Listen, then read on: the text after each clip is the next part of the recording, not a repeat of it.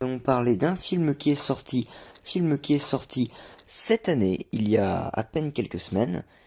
Nous allons parler de Life, Origine inconnue, un film sorti donc fin avril en France, qui dure 1h50, et qui est un film de science-fiction qui se déroule dans l'espace. Je vais aujourd'hui parler de ce film donc pour expliquer la fin, en tout cas donner des théories dessus, et sur la créature que l'on peut observer tout au long du film, du court-métrage, du long-métrage. Euh, Donc déjà, je tiens à préciser, énorme spoiler à tous ceux qui n'auraient pas vu le film.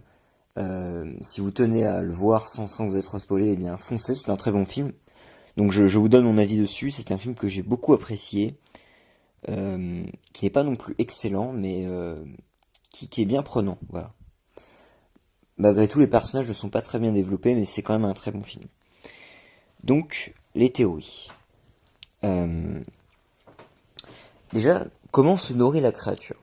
Quand elle attaque des êtres vivants, on peut remarquer que la créature les absorbe directement, ce qui voudrait dire que euh, les parois de sa peau absorbent directement la nourriture qu'elle trouve. Par exemple, si elle se pose sur de la peau, sa peau entre en contact avec de la peau humaine, elle l'absorbe directement.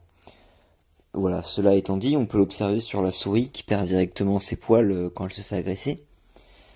Sinon, on va directement parler de la fin du film. Euh, donc la fin du film, il y a les deux capsules qui se décrochent, celle avec la héroïne et celle avec l'homme qui s'est sacrifié. Euh, et l'une d'entre elles atterrit dans l'eau, tandis que l'autre s'envole dans l'espace. Et quand l'autre atterrit dans l'eau, on pense que c'est la femme qui a réussi à survivre.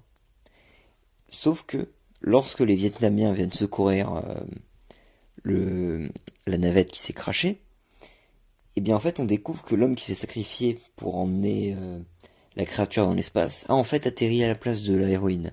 Ce qui crée un élément de surprise, mais aussi d'interrogation, puisque le film se termine à ce moment et on ne sait pas ce qui va se advenir par la suite.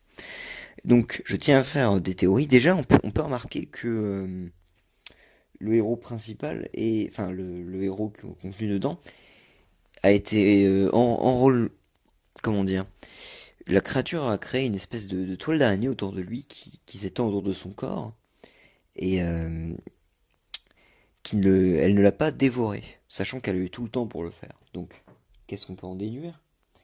Euh, que la créature s'est mise sous une autre forme pour résister à l'atmosphère sur Terre, euh, ou alors qu'elle s'est mise en phase d'attente parce qu'elle ne savait pas si elle allait retrouver de la nourriture dans le futur, et du coup elle a commencé à se nourrir lentement autour de lui. Voilà, c'est les seules explications que j'ai. Ensuite, est-ce que la créature pourrait anéantir l'humanité? Eh bien déjà, euh, il faut qu'elle traverse l'eau, et ensuite, est-ce qu'elle peut grandir indéfiniment? Alors ça c'est une question qui est assez importante. Sachant que la créature n'a pas d'os, il est impossible qu'elle grandisse au-dessus d'une certaine taille. Elle sera obligée de se séparer en plusieurs Calvin, si je puis dire. Euh, donc voilà. Donc à mon avis, les humains peuvent la battre, mais c'est quand même assez difficile, sachant que la créature est assez intelligente, mais elle ne pourra jamais être plus gros qu'une certaine taille, au rythme de s'étouffer sur elle-même à cause de son propre poids. Alors, est-ce qu'il y aura un séquel? On ne sait pas encore pour l'instant. Moi, j'aimerais bien qu'il y en ait un, mais on ne sait pas. Ce sera à voir dans le futur. Voilà mes théories sur Life, origine inconnue. Au revoir à tous les potos.